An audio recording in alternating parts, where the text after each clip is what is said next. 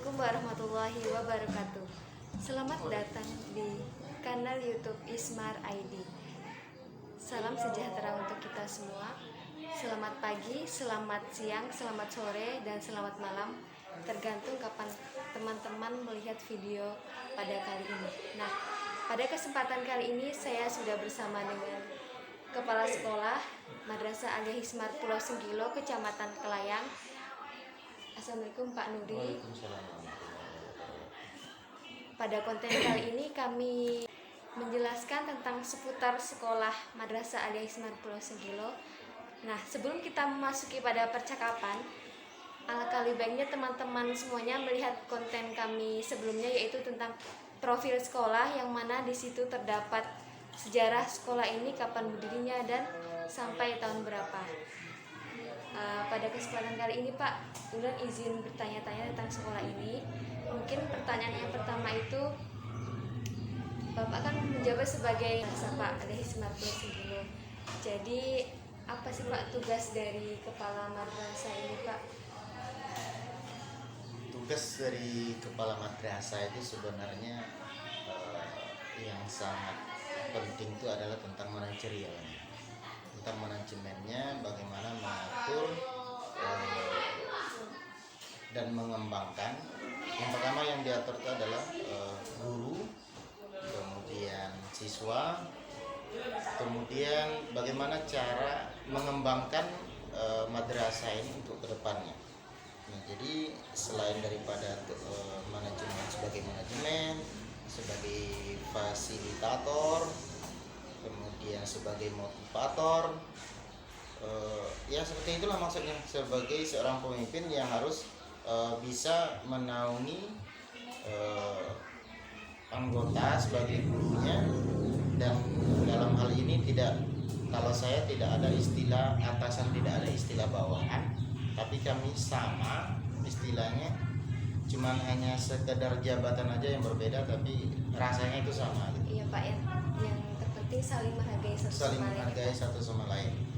Ya, tugasnya itu tadi yang harus diemban itulah manajerialnya, manajemen kita dalam mengatur madrasah ini, kemudian langkah berikutnya atau usaha berikutnya atau pengembangan berikutnya, bagaimana caranya madrasah ini lebih berkembang untuk kedepannya itu.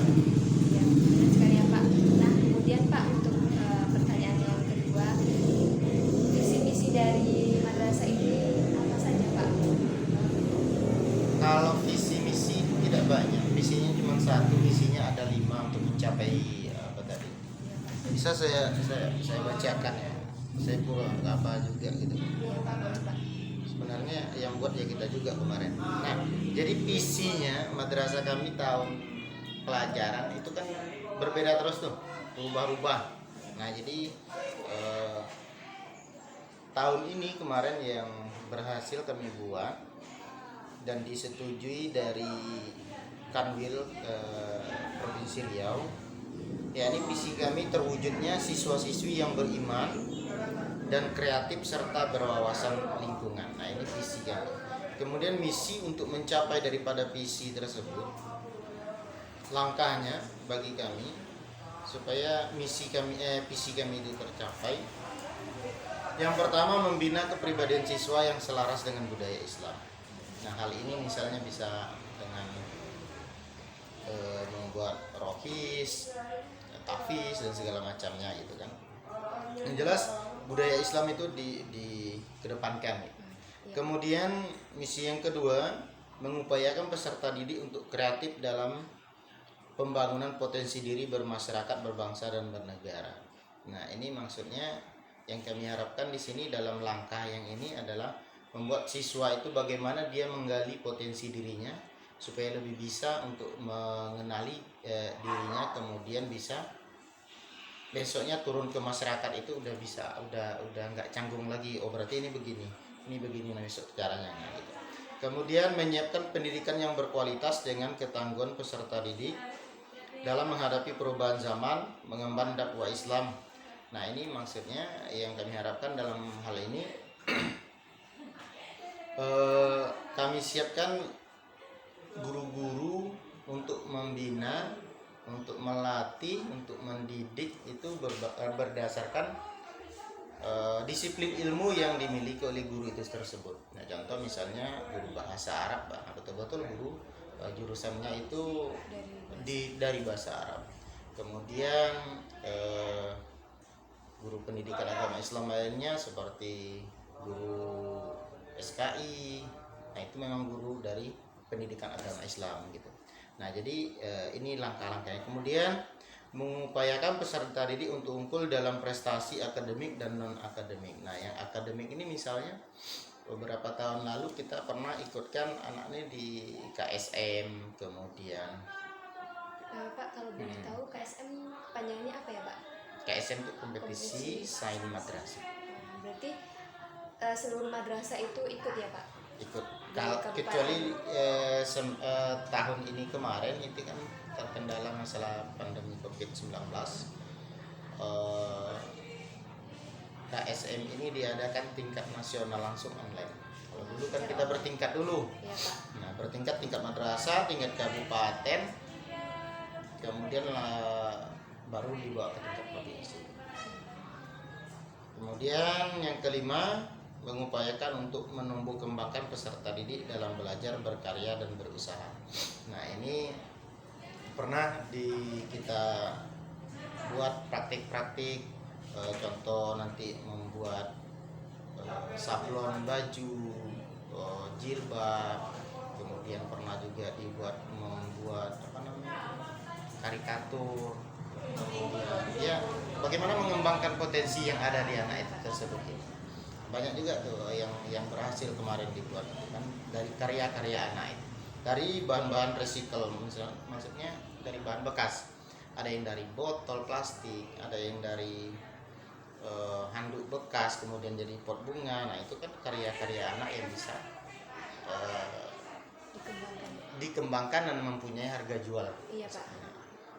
Mungkin itu yang untuk apa ini. Jadi Pak, Bapak sudah menjelaskan tentang visi dan misi, dan semoga visi dan misi tersebut bisa tercapai dan terlaksana. Dan pastinya juga ada pendorong atau seperti guru-guru yang selalu berusaha keras gitu ya, Pak, untuk mencapai visi misi tersebut, Pak. Kalau di sini gurunya insya Allah sangat ulet, sangat tekun gitu kan. Iya, Pak. Dalam mencapai visi dan misi yang telah kita sepakati bersama. Untuk menetapkan visi dan misi ini kita kan dalam rapat pengembangan kurikulum. Nah, jadi mungkin di akhir tahun ini besok ada lagi rapat pengembangan kurikulum. Jadi dievaluasi. Jadi di tahun ini apa dalam kurikulum itu yang seharusnya udah dibuat dalam 1 tahun ini, kemudian tidak kita laksanakan dan kita evaluasi. Nah, di mana kekurangannya, di situ harus kita ubah, kita perbaiki. Mana yang udah bagus kita pertahankan. Ya, Pak. Untuk rapat kurikulum itu sendiri di akhir semester ya, Pak? Di akhir semester. Biasanya dia tidak terkhusus itu rapatnya, kadang digabungkan dengan rapat kenaikan kelas. Nah, nanti misalnya mulai rapatnya jam 8 misal gitu kan, rapat bersama Dewan Majelis Guru Tata Usaha, kemudian komite, ditentukan kalau untuk itu ada sekalian dengan yayasan. Kalau bisa diundang, biasanya kami undang itu pengawas madrasah dari Kementerian Agama Kementerian Kabupaten Indragiri Hulu untuk ikut dalam rapat pengembangan kurikulum. Nah, jadi keputusan evaluasi dari kurikulum itu, nah itulah yang akan kita jadikan satu wadah, satu nyawa madrasah berdasarkan kurikulum itu. Nah, jadi peraturan, istilahnya tuh undang-undangnya lah. Nah, undang-undangnya. Undang-undang IT ya, Pak. Terus Pak, untuk pertanyaan berikutnya, ini kan kalau berbicara tentang terkait siswa dan siswi, ini kan sudah akhir semester nih, Pak. Jadinya tentunya ada penerimaan peserta didik baru nih, Pak. Jadi boleh dikasih penjelasan tentang PPDB dari madrasah ini Pak? PPDB Madrasah Alia Ismar itu sebenarnya udah kami buka sejak tanggal 3 Mei. Itu udah bisa daftar, namun sepertinya karena siswa dari tingkat SLTP, SMP, MTS itu kan belum pengumuman kelulusan. Iya, Pak. Nah, jadi belum ada yang daftar. Nah, jadi beberapa, kalau tidak salah seminggu yang terakhir ini itu udah pengumuman kelulusan di SMP. Nah, barulah ada anak-anak yang masuk mendaftar, dan pendaftaran ini kalau setahun lalu kami buka secara online karena masa pandemi lagi Iya, kuat-kuatnya Pak. gitu kan. Nah, Tahun lalu, Pak. walau memang bukan kuat tempat kita, tapi isunya sangat gencar apa segala macam gitu kan. Enggak seperti sekarang, walaupun kasusnya meningkat tapi orang udah santai aja kan Iya, gitu. Pak, karena Nah, sudah berlalu. entah gimana lah anggapan orang terhadap virus ini kayak gitu. Nah, jadi kami buka secara online tahun lalu, namun yang daftar online itu hanya beberapa orang aja yang paham aja. Kemudian kami evaluasi lagi, tahun ini tidak melalui online tapi tetap hadir ke madrasah, mengambil formulir, kemudian dibawa pulang, diisi di rumah, tanda tangan orang tua.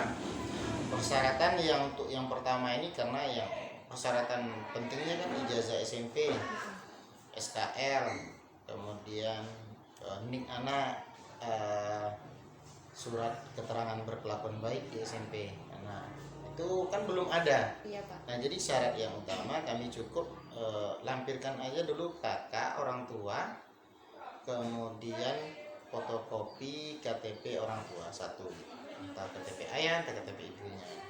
Nah, jadi itu aja persyaratan awalnya.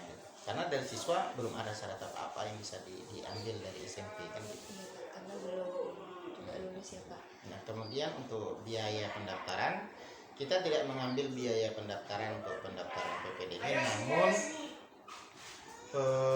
nanti anak tuh setiap siswa kan harus pakai map. Iya, Pak. Bahannya masing-masing gitu kan, berkas anak masing-masing itu pakai map. Nah, map itu disediakan dari koperasi madrasah. Map itu satu map 5.000. Nah, jadi cuma itu, kita nggak ngambil biaya pendaftaran tidak gitu, cuma ngambil map itu aja. Iya. Bukan kita ngambil, tapi di koperasi kita maksudnya. Sudah disediakan ya, Sudah Pak. disediakan. Kalau ada anak yang bawa sendiri map dari rumah, nggak masalah, tinggal apa.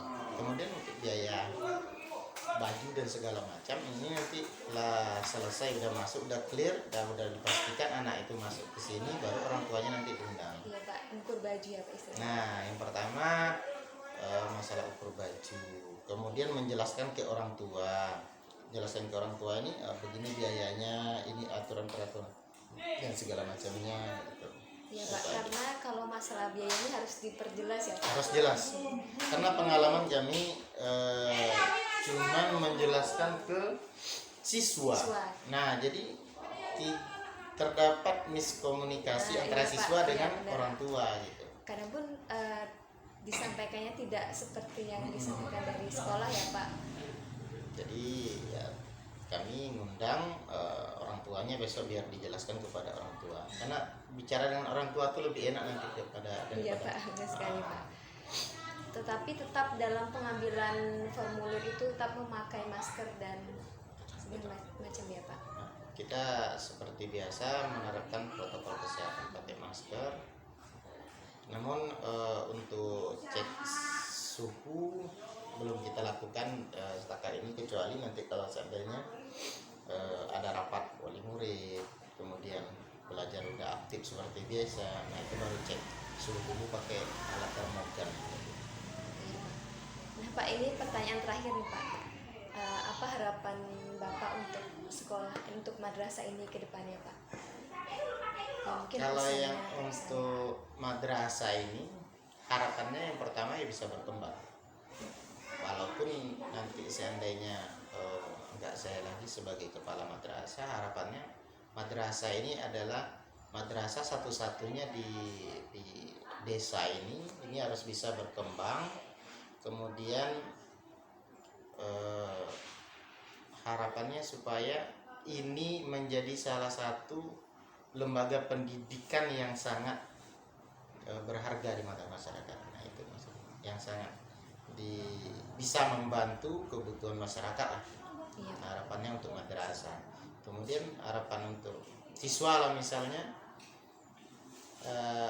bisa mengaplikasikan ilmu yang didapat di madrasah kepada masyarakat luas. Iya Pak, benar sekali Pak. Nah, semoga apa yang Bapak harapkan dan guru-guru harapkan segera tercapai, dan semoga visi dan misi dari madrasah ini juga tercapai untuk kedepannya gitu ya Pak. Nah Pak, untuk itu terima kasih atas waktunya Pak, Ya, karena sama-sama. sudah meluangkan sedikit waktu Bapak untuk wawancara ini, atau istilahnya bincang-bincang sedikit ya Pak tentang madrasah ini. Jadi Pak, saya mohon maaf apabila ada kekurangan dan kesalahan, dan kami akhiri dengan wassalamualaikum warahmatullahi wabarakatuh. Waalaikumsalam warahmatullahi wabarakatuh.